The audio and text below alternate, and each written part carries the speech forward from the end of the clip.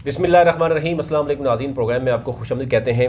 आजकल अदम एतमाद की जो हवा है, फ़िज़ा है, वो बहुत तेज़ी से आपने देखा होगा कि वो बदल भी रही है।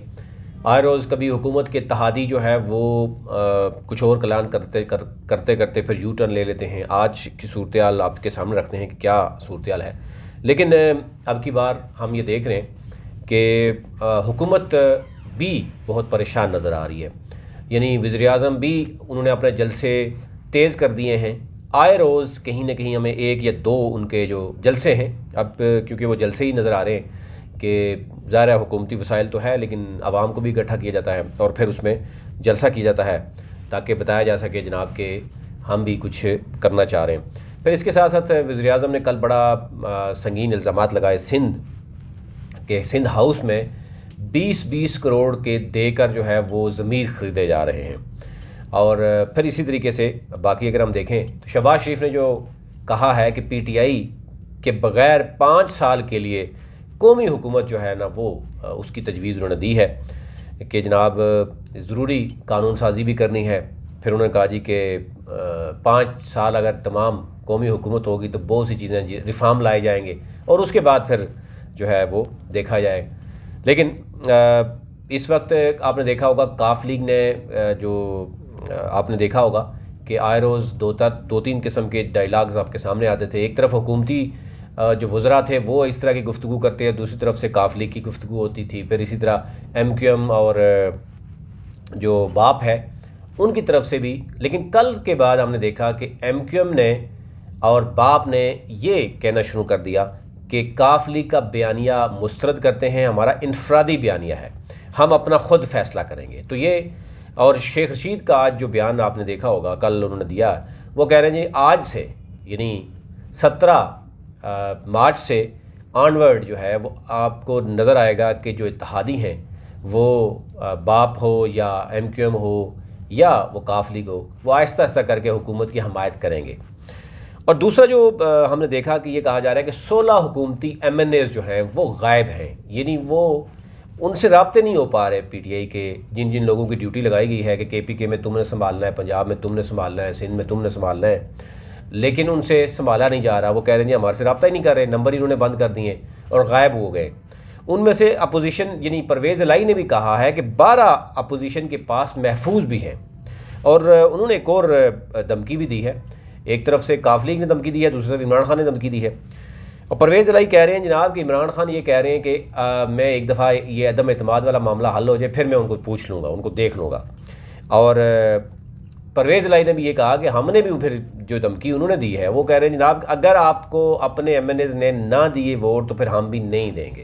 तो इसलिए जो है वो अब इमरान ने धमकी वो अब कौन कह रहा है, ये परवेज़ इलाही सब कह रहे हैं कि जनाब एक तो ये है कि हमारी जो वोट्स हैं वो मशरूत हैं कि अगर आपके अपने MNAs अब गायब हो गए, यानी वो पहुंच गए किसी न किसी तरीके से और उन्होंने जो अपोजिशन के साथ मिलकर उन्होंने अदम एतमाद का वोट दे दिया तो फिर तो मामला ख़राब हो जाएगा। तो दूसरी तरफ उन्होंने ये भी कहा कि नून लीग की तरह ख़राबी हो रही है कि DGI की तकर्री में ताख़ीर नहीं होनी चाहिए थी। फिर उन्होंने कहा सियासतदानों अगर वो उसूल बना लें तो मसला नहीं हल होगा, इदारे में मदाखलत नहीं करेंगे। ये आपने देखा होगा कि परवेज़ इलाही की जो इंटरव्यू है वो बहुत ज़्यादा डिस्कस भी हो रहा है। उन्होंने बहुत सी चीज़ें कहीं। उन्होंने कहा जी मैं कल के बयान पर कायम हूँ, लेकिन वज़ीर-ए-आज़म एक तो उनको ये इशू है कि वज़ीर-ए-आज़म उनसे रब्ता नहीं करते और उन्होंने कहा जी हुकूमत के 15-16 MNAs जो है वो टूट गए हैं और PTI के 10-12 बंदे अभी तक अपोजिशन के पास महफूज भी हैं। यानी हो ये वो चीज़ें हैं जो अपोजिशन इस वक्त देख रही है कि किस तरीके से उन बंदों को इंटैक्ट रखे जिन बंदों ने कहीं ना कहीं उनको इशारा दे दिया था। लेकिन ये भी अपोजिशन समझती है कि किसी एक इशारे के ऊपर 15-16 MNAs क्या हमारे अपने बहुत से MNAs दूसरी तरफ भी जा सकते हैं। तो दूसरी तरफ हुकूमत भी ये समझती है कि इस दफ़ा अब की बार हो सकता है सरप्राइज़ मिल जाए, क्योंकि बहुत से लोग नाराज़ हैं, MNAs नाराज़ हैं, आवाम के साथ जो सलूक हुआ वो भी आपके सामने है। चंद जो वज़रा हैं और चंद लोग जिन्होंने गुज़िश्ता 3 सालों में इमरान खान को इस नहज तक पहुँचा दिया है कि वो अपने कई करीबी साथियों से भी उसको दूर कर दिया और उसको सब अच्छा की रिपोर्ट देते रहे हैं। महंगाई के ऊपर क्या क्या बयानात देते रहे हैं इमरान खान, वो आपके पास है, सामने है। तो यूँ लगता ये है कि इमरान खान को बहुत रियलिटी से, हकीकत से बहुत दूर ले जाया गया है, जहाँ से उसका आना वापस मुश्किल हो चुका है। अब अदम एतमाद के ऊपर तीन तरह की राय है। एक तो ये है कि जनाब कहीं से अगर इशारा मिल गया और इमरान खान ने अगर उनकी बात मान ली, असल मामला ये है कि जनाब आगे जो है वो आर्मी चीफ़ का डिसीजन होना है, जिस पर हम देख रहे हैं कि अपोजिशन के लोग दबे अल्फाज में ये कहते हैं कि जनाब उनको इशारा मिला है कि आप जाएं और आपको अदम एतमाद होगा, और उसके बाद अपोजिशन चाहेगी कि जनाब जो वो आर्मी चाहेगी, आर्मी चीफ़ चाहेंगे वो होगा। और दूसरी तरफ इमरान खान के बारे में भी ये कहा जा रहा है कि अब एट द एंड उनके पास सिर्फ एक ऑप्शन है कि अगर वो इशारा दे देते हैं और उसके बाद जो 8-10 की MNAs नाराज़ हैं तो उनको थोड़ा सा एक इशारा मिल जाएगा तो यूँ वो बच जाएंगे, अदम एतमाद नहीं आएगा। अदरवाइज़ फिर यह है कि आ सकता है, क्योंकि बहुत से MNAs MPs आप जानते हैं कि वो किसके इशारे पे चलते हैं और क्यों चलते हैं, और उनको किसी पार्टी से कोई गर्ज नहीं। जिस तरफ इशारा मिल गया कि जनाब आपने पीपल्स पार्टी में चले जाना है, उन्होंने चले जाना है। आपने काफ लीग से नून लीग बन गई, नून लीग से अब PTI और पीपल्स पार्टी के बड़ी तादाद आपने देखा होगा पंजाब की, वो PTI में गई। अब वो वापस आहिस्ता आहिस्ता जा रहे हैं, वो बलूचिस्तान से हों या वो नदीम अफजल चंद के साथ हों, वो हम बाकी देखें तो वो अब आहिस्ता आहिस्ता पीपल्स पार्टी में दोबारा जा रहे हैं, क्योंकि जिन्होंने देख लिया कि 3.5 साल 4 साल होने वाले हैं, हुकूमत ने उनको कहीं एडजस्ट नहीं किया, बहुत से लोग नाराज़ भी हो गए। तो यूँ ये आखिरी एक जो झटका होगा वो हुकूमत के लिए होगा। अब हुकूमत क्या इसमें सर्वाइव कर पाएगी या नहीं कर पाएगी, ये कुछ भी कहना कबल अज़ वक्त है। अब हुकूमत कह रही जनाब हम 10 लाख बंदे लेके आएंगे, अपोजिशन कह रही हम 20 लाख लेके आएंगे। 27 मार्च जो है वो हुकूमत ने जनाब डी चौक में धरने देने की बात की है, अपना पावर शो करने की बात की। 28 मार्च को आपको पता है अदम एतमाद है। उससे पहले ज़ाहिर बहुत सी हुकूमतें और बहुत सी चीज़ें जो है वो देखी जा रही हैं। तो ये ओवरऑल सूरत हाल थी, वो आप तक रखनी थी। लेकिन फ़िलहाल हुकूमत के लिए ज़रूर मामला ये ज़रूर है कि एक तो ये है कि जो अपोजिशन जो समझती थी कि इत्तेहादी उनके साथ आएंगे, वो अभी तक खुल के सामने नहीं आए। वो भी वेट एंड सी की पॉलिसी पे चलते चलते अब आहिस्ता आहिस्ता हुकूमत की हमायत करेंगे।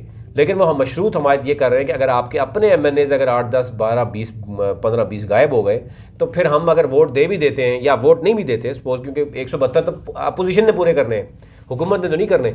लेकिन अगर छुप कर कोई चले गए, अपोजिशन का हिस्सा बन गए, अपोजिशन के पास 163 का नंबर है, लेकिन अपोजिशन के साथ साथ अगर हुकूमत जमात भी ये क्लेम कर रही है कि वो भी ये कह रही है कि हमारे पास भी कुछ हुकूमत के लोग हैं, अपोजिशन के लोग हैं जो उस दिन नहीं आएंगे।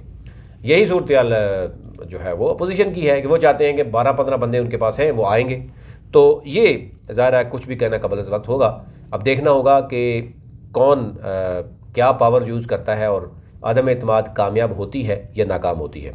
तो अभी तक जो सूरत हाल थी वो अब तक रखिए, अपने मुल्क का ख्याल रखिए, अल्लाह के बना। और एक साथ साथ मैं आपको एक और ख़बर देता चलूँ कि महकमा मौसमियात ने यह कहा है कि 2 अप्रैल को यानी ओवरऑल मतला साफ़ होगा। 3 अप्रैल से यानी रमज़ान अल मुबारक का पहला रोज़ा जो है वो 3 अप्रैल को होगा, और बरोज़ ये बन रहा है संडे यानी इतवार का दिन 3 अप्रैल से पहला रमज़ान जो है वो शुरू होगा।